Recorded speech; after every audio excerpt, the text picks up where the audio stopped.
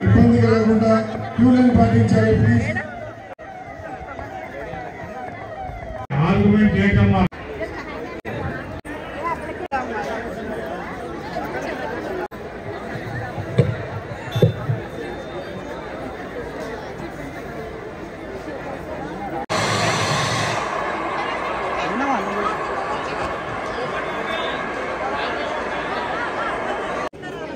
Bluetooth mode.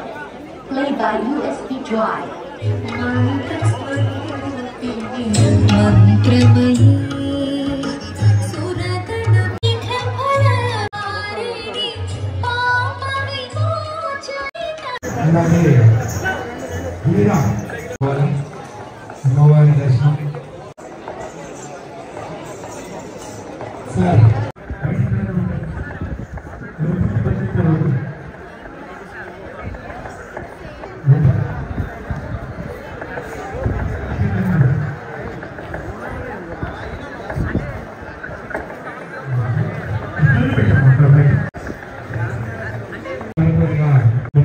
భక్తులు కూడా దర్శనం కలిగించే అవకాశం.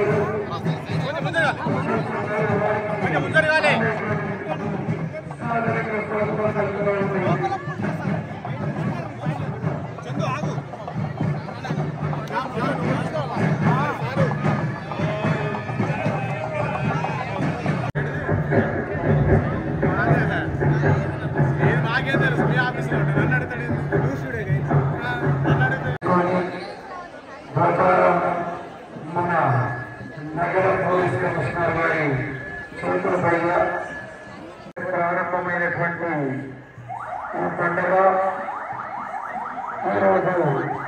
ఈరోజు పాలికంగా భావించే అలాగే మన ప్రాంతాలు వస్తున్నారు కాబట్టి చాలా త్వరగా మనం అందరికీ బయట తీసుకుని వస్తే దర్శనం తర్వాత వేరే వాళ్ళకి దర్శనం కలిగించే అవకాశం కల్పించిన వాళ్ళ మాత్రం కాబట్టి మీ విషయాన్ని అర్థం చేసుకోవాలి.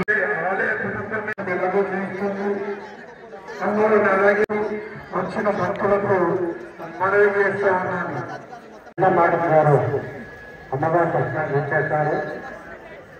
అదేవిధంగా దేవాదాయ శాఖ కమిషనర్ గారు ఉన్నత గారు అమ్మవారి దర్శనాన్ని చేశారు. వారికి ఆలయ కమిటీ తరఫున సాదరంగా స్వాగతం పలుకుతూ మన వినోద్ కుమార్ గారిని శాలువాతో సన్మానించాల్సిందిగా కోరుతున్నాం. 2 నిమిషాలు మాట్లాడాల్సిందిగా. స్కూల్ డేస్ కాలేజ్ డేస్ అంతా కూడా ఈ ఏరియాలో జరిగింది. ప్రతి మూనానికి ఇక్కడికి వస్తాను. అందరూ బాగుండాలని అందరి గురించి ప్రే చేశాను. ముఖ్యంగా ఎవరికి ప్రాబ్లం రాకుండా అందరూ హ్యాపీగా ఉండాలని ప్రే చేశాను. ఇక్కడ టెంపుల్ వాళ్ళు కూడా ఎంతో ప్రేమలో అటెండ్ అయ్యి పూజ జరిపించారు.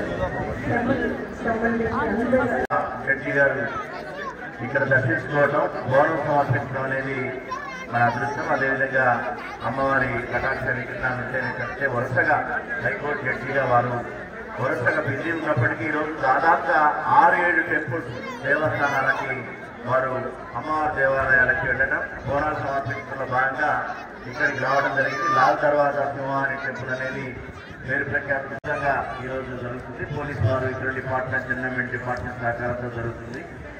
హైకోర్టు జడ్జి గారు ఏ ప్రాంతాల్లో ఉండి కొద్దిగా మొత్తం కూడా ఈ ఏరియాలో చదువుకొని టోటల్గా మొత్తం విద్యాభ్యాసం చేసుకుని ఆ యొక్క స్మృతులని మర్చిపోకుండా అమ్మవారికి ప్రతి సంవత్సరం కూడా భవనం సమర్పించడం అనేది విశేషం. మన సంస్కృతి సంప్రదాయాలు మర్చిపోకుండా, ప్రాంతాన్ని మర్చిపోకుండా సేవలు చేస్తున్నటువంటి హైకోర్టు జడ్జి గారికి దేవస్థానం తరఫున, దేవాదాయ శాఖ తరఫున కృతజ్ఞతలు మరియు నమస్కారాలు తెలియజేస్తున్నాం. Thank you.